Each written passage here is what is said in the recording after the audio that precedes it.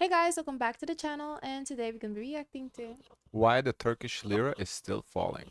This video is brought to you by Ground News. When Turkey finally started raising interest rates in 2023, there was hope that Turkey's economy was finally on the path to normality.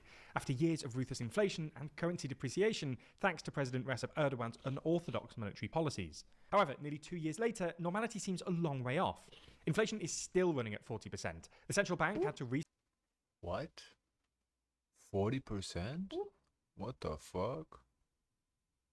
God what was the damn. lowest? Like in 20, yeah, it was like 18 or something in 2020. What the fuck? Whoa. start its rate hike cycle earlier this year, and That's in the past couple of weeks, the insane. lira has. So That's what's the insane. interest rate? The central bank That's had to insane. restart its rate hike cycle earlier.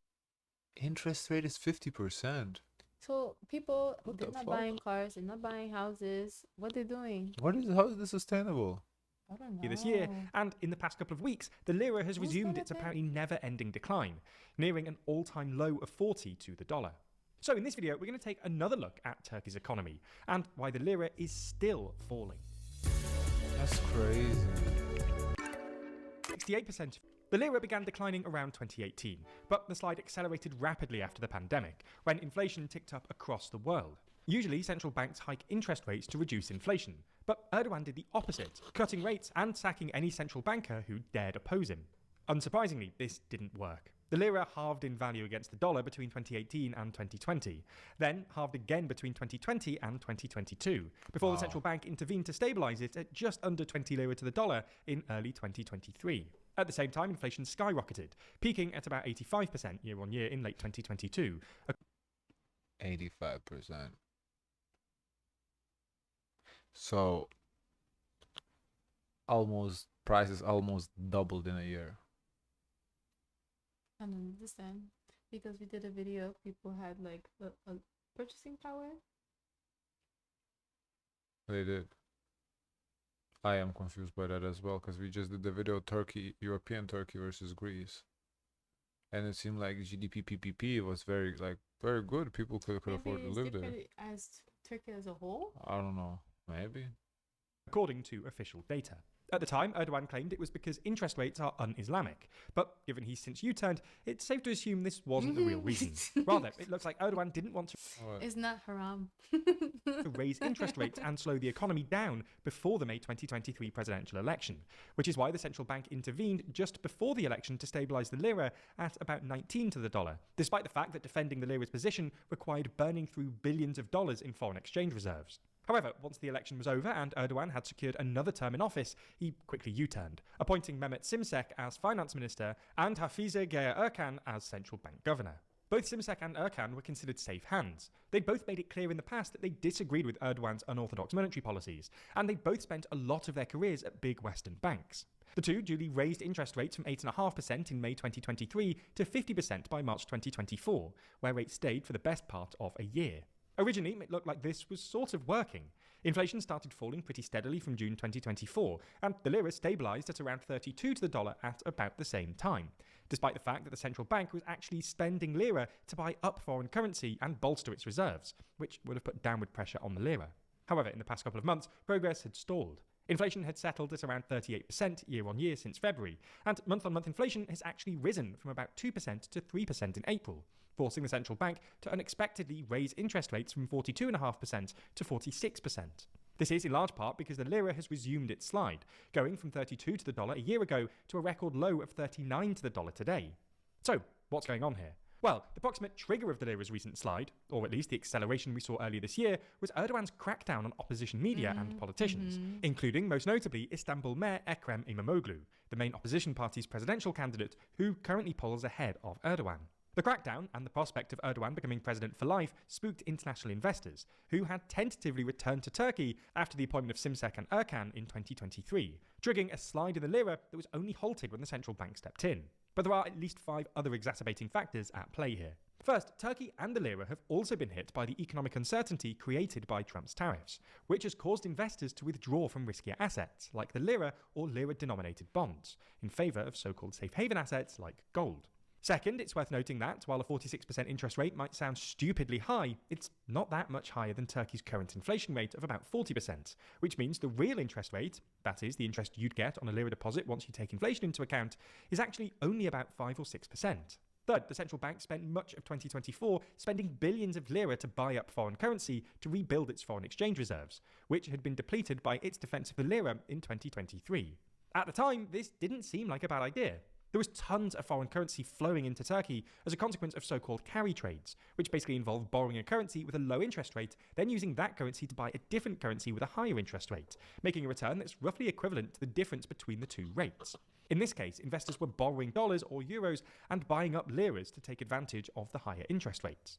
Because interest rates were so high, this became a stupidly popular trade, and in mid-2024, the central bank was actually worried that the popularity of this carry trade would trigger a rapid and potentially destabilizing appreciation in the lira. This is why the central bank felt confident selling lira to buy foreign currency. They thought it was a good way of keeping the lira stable, but in retrospect, it looks like they were a bit too confident here. And once foreign investors started pulling out after Erdogan's crackdown, this excess of liras ended up stoking inflation and putting yet more downwards pressure on the currency. Fourth, things haven't been helped by Erdogan's persistently loose fiscal policy. Turkey ran a budget deficit representing about 5% of GDP in 2023 and 2024, far higher than most middle-income countries. And while the government has said it wants to bring the deficit back down to 3 or 4% of GDP in 2025... They were in deficit. I thought the country was doing well. Well, I don't know. Most economies run a deficit, so deficit in itself is not like tragic. Yeah, but look at it. It started getting worse. Yeah. It started like Before, let's right. see. You see, like 2015, 2016, so 2017 even, 2018. It's like a minor deficit. It's cute. Yeah, but it's started getting worse. Yeah. 2023. What? The first few months of this year don't bode well. In normal terms, borrowing rose by 25% year on year in the first quarter. Persistent deficits essentially mean the government is pumping more lira and more demand into the economy, putting downward pressure on the lira and stoking inflation. But the fifth and perhaps most important issue here is that, well, ordinary Turkish people just don't believe that Erdogan is actually going to get a handle on inflation anytime soon. You can see this just by looking at inflation expectations. The latest data from the Turkish Statistical Institute, for instance, suggests that households expect inflation to be at 60% in a year's time. In a sense, this is sort of unsurprising.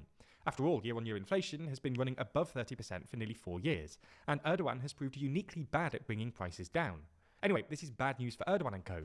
How did he get re-elected Yeah. with such poor economy? Like, I feel like if inflation is this horrible, interest rates are horrible, why would people vote him back in? I don't understand that. Because high inflation expectations can actually create higher inflation by making businesses more likely to preemptively raise prices and workers more likely to preemptively demand higher wages. If this is the case, then it looks like Erdogan's turn to monetary orthodoxy might be too little, too late. Persistent inflation has anchored Turkish inflation expectations on the high end, which means interest rate hikes won't be enough, and Erdogan will have to somehow convince ordinary Turks that he can get inflation under control. If you want to know more about this topic, there's plenty...